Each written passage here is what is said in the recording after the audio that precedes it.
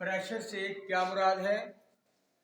तारीफ, किसी चीज की सतह के यूनिट एरिया पर अमूदन अमल करने वाली फोर्स प्रेशर कहलाती है। अब यहाँ पे यूनिट एरिया और फोर्स। यूनिट एरिया क्या होता है? ऐसी सतह का रकबा, ऐसी सतह जिसकी लंबाई और चौड़ाई एक जैसी हो, जैसे 1 मीटर है, लंबा भी 1 मीटर हो और चौड़ा भी 1 मीटर हो। 1 सेंटीमीटर है, उसकी लंबाई 1 सेंटीमीटर हो या चौड़ाई भी 1 सेंटीमीटर हो। एरिया किसे कहते हैं?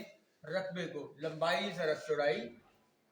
तो प्रेशर को हम हिसाबी तौर पर ऐसे लिखेंगे, प्रेशर बराबर है फोर्स ओवर एरिया, फोर्स बटा एरिया।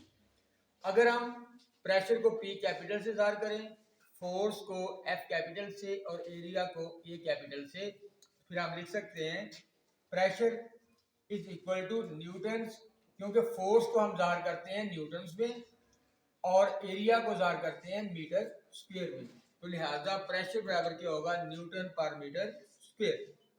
अब इसे हम क्या कहते हैं? पास्कल कहते हैं, इसका यूनिट पास्कल है। तो P बराबर क्या होगा? न्यूटन पर मीटर स्क्वायर के। पास्कल एक छोटा यूनिट है, इसे आमतौर पर बड़े यूनिट्स में लेते हैं। 1 किलो पास्कल बराबर होता है 1000 पास्कल।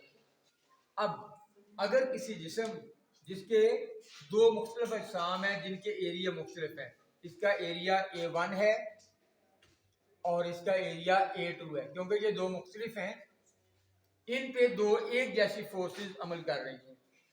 तो जो कम एरिया वाला जिस्म होगा या बॉडी होगी उस पर ज्यादा प्रेशर होगा और जो ज्यादा एरिया वाली जिस्म होगा उस पर प्रेशर की मिकदार क्या होगी? कम होगी। लेकिन अगर हम दो मुख्तलिफ फोर्सेस एक जैसे जिस्म पे अप्लाई करें तो जिस जिस्म में फोर्स की मिकदार कम होगी उसका प्रेशर क्या होगा? कम होगा, और जिस पे फोर्स की मिकदार ज्यादा होगी उसका प्रेशर क्या होगा? ज्यादा होगा। ये आपका प्रेशर का लेक्चर था। प्रेशर से क्या मुराद है, प्रेशर का यूनिट क्या है, उसे पास्कल कहते हैं, और प्रेशर का किस चीज पे इंहिसार होता है? एरिया पे और किस पे? फोर्स पे। अगर एरिया कम होगा, दो फोर्सेस एक जैसी होगी, एरिया कम होगा तो प्रेशर क्या होगा? ज्यादा होगा।